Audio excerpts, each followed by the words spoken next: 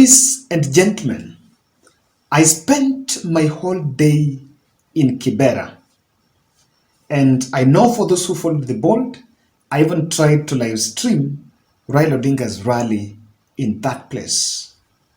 And so, the biggest takeaway that has been trending for better part of Sunday evening is this group you are seeing in your screen. It's called Movement for Defense of Democracy. So all you need to know behind the scenes and what about it, this is the best analysis that you will listen to, and it will give you the raw message as it is from the ground. So make sure you watch this to the end. I promise it will be an interesting analysis. Kindly subscribe to our channel. I also want to make a very special request. I want to pin my number here.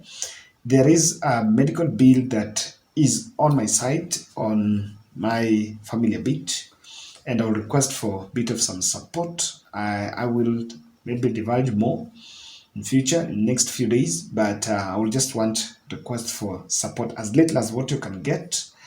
I will need, I think, around, I'm short of the bill by only 50,000. Yes, so I'm just asking for that. Whatever you can get, I'll appreciate, and thank you very much. Also for those who facilitated my airtime in Kibera, my number is there. Now, I wanted to listen to a snippet of their speech in Kibera, because it will give you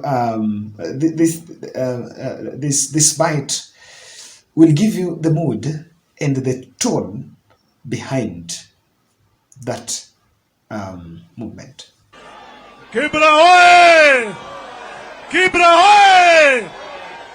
Baba, leo sisi tuko hapa kuhakikisha kwamba sisi kama jeshi lako tunataka kuhakikisha kwamba hawa vijana wako hapa baba, wanataka utuambie kwamba tunaingia Statehouse siku gani? Baba, hawa vijana sisi baba tunajua kwamba kura uliopata ulimshinda William Ruto, na sisi tunangoja kwamba Kenya mzima ni siku gani utatuambia tutembee kutoka hapa Kibra na tuingie Statehouse, tutoe wale watu. Vijana hoye! Jeshi ya baba hoye! Baba lazima heshimiwe, si ndio? Na wasione baba amenyamaza wakafikiria baba ana jeshi, si ndio? Baba lazima fanya nini? Baba lazima fanya nini? Asante sana, karibu Manyara. Comrades power! Comrades power! Comrades ria! Comrades ria! Sisi baba tumekuja hapa leo kusema ya kwamba serikali ya Ruto juzi walisema wameongeza help wakafanya 2.7 billion, lakini hiyo pesa haijatosha. Wanafunzi bado wanahitaji another 6.5 billion ndio waweze kusurvive pale shule. Baba, wanafunzi wanainama. Wanafunzi kwa chuo vetu za shule wanainama. Na tumesema ya kwamba wanafunzi wote Kenya mzima tuko na institutions. Imani konja tasiwezi karanga, oe jagala bagala, niko tayari kulipa gharama, sitasimama maovu ya kitawala, sitasimama maovu ya kitawala. Ufisadi, ubinafsi, ukabila, kuiza sura wataki kuuza sera, undugu ni kufana, sitasimama maovu ya kitawala, sitasimama maovu ya kitawala. Vijana power! Vijana power! Vijana saga saga! Your Excellency, kitu ambayo nataka nikwambie hapa, Your Excellency, in 2013 kati ya wale watu ambao walikuwa wameregister kupiga kura watu milioni 2 walikataa kurauka kupiga kura in 2013. In 2017 watu milioni 4 walikataa kupiga kura, na juzi watu milioni 8 hawakupiga kura. Na mimi nimeangalia, Your Excellency, hii ni kwa sababu Chebukati amebaka demokrasia yetu. Chebukati amenajisi demokrasia yetu. Ndio maana wananchi wa Kenya hawaoni umuhimu wa kurauka na kupiga kura. Na tuko hapa kumwambia Chebukati, hata Ruto akupe head of state commendation, wewe hufai kuitwa mwananchi wa Kenya, kwa sababu umedhulumu Kenya, umedharau demokrasia ambayo wazazi wetu walipigania. When you listen keenly, there is something identical in those speeches. I picked different people talking. There are two messages they're talking about. One, insisting that Raila won the last general election and we want Raila in Statehouse. And two, they're also reminding government about things that are not going right. In fact, they're speaking about the pain in the population. That's what I see. Now, when they came in, because I was there, I reliably confirmed that it was launched on Saturday. Yesterday, they were there in the same venue. And of course, when we were talking to the residents, they say that that group was there. So they arrived in Kibera around an hour before Raila. Raila arrived, Raila and the convoy, they arrived there around at 2:30. So this movement, they came in, alafu, in fact, walikuja tu kushtua kidogo, just some showbiz, then went to the podium and they did not stay there for long. Then they also walked out, then wakaenda. So when they stepped out, they came out of the venue, immediately Raila came back. Now they came back with Raila. So when Raila was going to the podium, immediately Raila came in, they also followed. So someone was just asking me, is it a coincidence that regalia they are wearing resembles this one that Joho and Junet were putting out at one point during the campaign trail? Is it something that was formed even before election, even before election, and it was supposed to aid Raila Odinga's campaign by then, but then it was the people that maybe were behind it were Joho and Junet? That's just a question. Now, Raila Odinga is struggling to consolidate his soldiers because, as you can see, even when you followed that rally, one of the major concerns about the ODM wing that support Raila Odinga is that some leaders are not part of what Raila is doing. And as you can see, many are skipping. Even my area MP, Samatandi, was not there. Even though I understand some members asked for permission or gave feedback about their absence, but they've been missing in action. So if you check the choice of the way it was organized, or rather the way that movement is coming up, I want you to listen to the speech by Salasia. Is it from Webuye? Is it Webuye East or someone? The member of parliament from Kakamega, who said he was signed. He had just joined the DAPK wing. Vijana oye, mko salama? Sasa mimi leo nimekuja hapa kujiunga na hii movement ambayo baba ameanzisha kama sisi wana DAP tukiongozwa na mheshimiwa Eugene. Na mimi tulianzisha hii, baba anaangalianga pale mbele. Kwa sababu hii serikali kama usipoforce vitu haitafanyika. Juzi tulikuwa kule Mombasa, walikuwa wamesema hawataka kuleta pesa ya CDF. Tukasimamisha vitu ndio ikafanyika. Hata mambo ya GMO tukakuwa kule kwa committee ya agriculture tukasimamisha. Sasa sisi tutatembea na baba, ile direction ambayo tupatia, sisi tutatembea na hao. Na mimi nataka pia nishukuru viongozi wetu wakiongozwa na mheshimiwa Raila na viongozi wetu Kalonzo na wote kwa ile unity ambayo umetuonyesha kama sisi watoto wao, na tutafuata ule mkondo. Mtafuata hiyo mwelekeo? Asanteni sana na Mungu awabariki. Haya, Mheshimiwa Irene Rene Mayaka, very very quickly. Jeshi la baba mko poa. That MP was brought up. By the way, he was a former university student leader from Egerton University. I read, I think I listened to his interview saying, I think aligraduate alikuwa student leader huko Egerton University. That was back in 2015, if I'm not wrong. 2012, if I'm not wrong. So, you can see what that movement, one of the objectives of that movement was to bring that. Now, I want us to move a step forward and look at the observations that I made in regard to that Jeshi la Baba.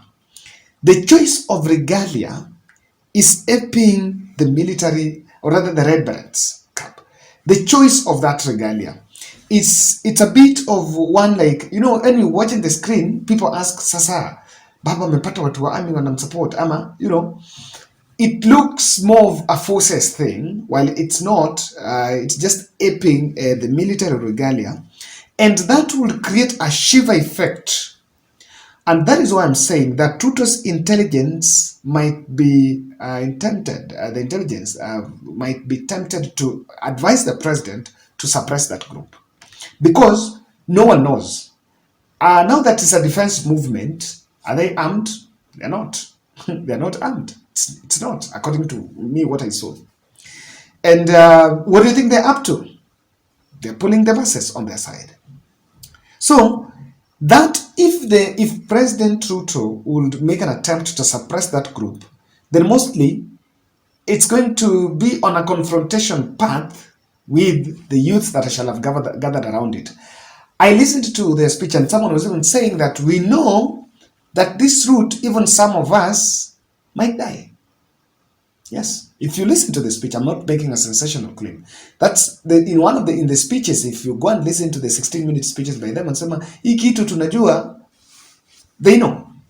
So the public perception of Raila getting defense team is already a very good addition to what will be an element of fatigue, because the supporters are fatigued, you know. And while people blame some members of parliament that are skipping, they're still stuck into what next, or what this is going to yield. The other observation I made is on the choice of the color. Now, the color of that cap was blue. Was not blue. That color is pink. I mean, color gani? Okay, what I know is that it's not blue. What you are seeing on the screen, that's not blue. So, is it pink? Is it red? I don't know. I don't know what to say. But what my point I wanted to communicate here is, I think Raila is making a departure from the Azimio's blue, and which has been regarded as a political one. The chairman of Azimio la Umoja is Uhuru Kenyatta by law. Uhuru Kenyatta is yet to exit by the same law that now says he cannot participate in political stuff.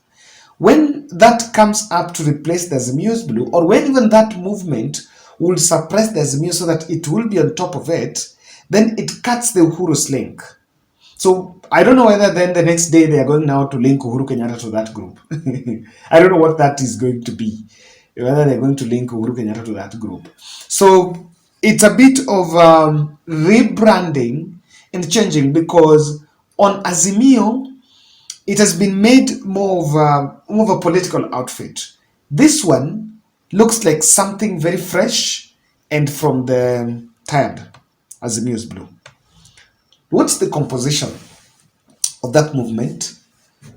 I saw this, university students leaders there. My former vice president, Fikirine Jacobs, by the guy from Kilifi, the guy from Kilifi was my vice president in my last days in Masai Mara University. That's 2015. He was elected alongside Evans Owia. So he was there. You could see the youthful politicians, because immediately that thing was launched. And if I want to tell you, ile kitu ilipangwa. Because immediately Raila then launched it, unveiled it to the team. All those leaders that were there, when they were coming in, they were not having the caps. Babu, Jeremiah Kioni, the Nairobi women rep, the ODM SG, in those leaders, they were not having it. And Jalango, but immediately it was unveiled, you could see that everyone who was coming to the podium to speak, alikuwa amevaa. And I can tell you, I did not see the Robert Mbui, the wipers guy putting it, but I saw the rest. So they knew very well what was going on. They knew they were going to launch it, and they knew who and who were going to avail the capes for. That's why you could see that they came back and did it. They are also intellects, but I made an observation. Raila Odinga, Kalonzo Musyoka, who is the other guy? Raila Odinga, Kalonzo Musyoka, Wajakoya, and who is that? Eugene Wamalwa was not putting on those guys. But Martha Karua, who also, according to me, falls in the ranks of the others I've mentioned, was having hers. So someone was asking me when we were coming back, my Uber guy was asking me, so Kevin, by the way, that militia, he was calling it militia, it's not, it's just a movement. He was saying, Kevin, that movement, who is their general?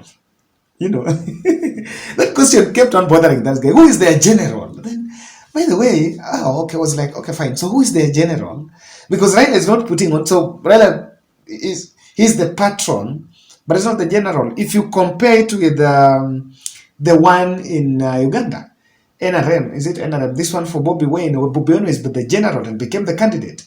And so what is the end game? Now that the faces you're seeing there are not the politicians you know, and not the faces of the people you know, but you could see the political class in it. When the politicians are in it, it gives it more of some bit of that legitimacy that it's something legit and it's not really a street thing. Now, it pointed out to a question. Is that difference between that and what Meguna was doing in 2017?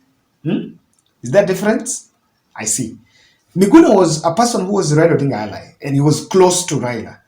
He was, his profile as the patron of that resist movement 2017, you cannot compare with what I saw there, because that was by people who are not known, as in hawana profile. Wale vijana walikuwa in charge of it hawana that much of a profile, because even Gaucho, who has been leading some youth meetings within Nairobi, was not part of it. Alikuja, alikuwa amevaa zake, hakuwa amevaa hiyo. Maybe, I don't know, maybe there will be an integration later on. But one would see that there is a difference. The other one was led by Raila associates, the close, I think, Miguna, the Wanga, the Babus by then. But this one was not led. Actually, the ones that are starting it off are not in the political limelight. I want us to look at something. What is the intelligence behind Jeshi la Baba? And why it's giving William Ruto sleepless nights, or rather the Statehouse team are getting wary of it, or rather they should get wary of it. I'm speaking about a bit of this from what I saw. Raila is creating a youth movement, telling the youth that defend yourself. Defend yourself. I know it's called for democracy and something, but as I said, the messaging was on two things. Raila, the other one was on the cost of the pain in the population, the pain the population is suffering. So the reason why Ruto should be very wary of this is because in the UDS last campaign, they campaigned on youth platform. You know, the hustler, they had to Pangwingwe narrative. You know, it was based on the youth. And even the bit of what people are targeting, he engaged with the youth. Wale watu wanafanya boda boda, wanafanya hii, wanafanya ile. He was more of that. But when the government came in, there is zero interest in the youth agenda. Let me not be so malicious, so far malicious. Let me say the little interest, there is little interest in the youth agenda. So this will be a catchy platform for the youth that feels at pain. Now, what Raila has done, if you compare 2017 Raila Ruto contest, Raila was more of a person that was with the bazoos, the people that matter. And Ruto was more of pushing himself to the periphery by the youth. Now, that's what the position that Raila is now swapping. And it seems to be going back to the youth. Even if you watch these rallies, you will realize that Jacaranda, Kamkunji, and this one, anaongea kwanza, then before he calls those leaders, or even before he leaves, he will actually bring the youth. Watasema nasema, sasa niko na vijana nataka wakuja hapo waongee. Remember, it has been, the other areas it has been Muru, Okanga, and Gaucho. But then in Kamkunji, you could see that now youth wing coming out, camouflaging to something. So that shows you that Raila wants to swap that position. And he has realized, Ruto successfully, after putting on the presidential suit, you cannot be the hustler that is going to talk about the issues of the youth. I don't think that position. He will have to lose that position by the natural forces. Will make him lose that position as the hustler's man, point man. So he has decided to take it now. That movement for defense of democracy, according to me, consolidates anti-Ruto crusaders who would caucus around it to upstage William Ruto. One thing I can tell you is this. I don't think it's just a Raila affair. There could be deeper hands behind it. I will not be shocked to see the Jimmy Wanjigis coming into this, or rather supporting, or rather to realize that maybe they are supporting it. Those who are against William Ruto, the anti-Ruto crusaders, would caucus around that MDD, and they would successfully push it. So what you will actually see here is that Ruto is supposed to expect a very big contest coming in future, because that could be it. If they successfully come, be it the Mount Kenyas, the wanafikiria wanafukuza serikali, and they are not part of what is going on, be it the leaders that are feeling like they worked with William Ruto and things are not happening, be it the ones that are in government and they're feeling the pressure that maybe things are not going on well, they're not, be it the international community that also feel that Ruto has not done well, maybe according to what they expected in the regime, they will actually pump in money and oil that movement. So that's why I see that it cannot be taken lightly. Raila is making rallies people-centered and leader-speaking. That is also one thing that brings into it. Now, let me tell you, this is the last what I want to say. Those who are saying that Raila is stuck in the politics of 2022 are blinded. This is what I can tell you. Raila is not talking about 2022. Raila might be talking about 2022, but dreaming about 2027. This is it. I know we don't want to talk about it because people will say, tunataka kusikia, people, you will be told about, we lost, whistleblower, that story. But he has realized that as you talk about 2022, you must tailor-made it to a 2027 dream. So those who think he's making it that, and I can tell you, Raila is planning on how to make Ruto a one-term president. This do not mean that he is going to vie. But he's going to be the wheel dealer behind a plot to wrestle power from William Ruto. I can tell you. He's going to be the wheel dealer.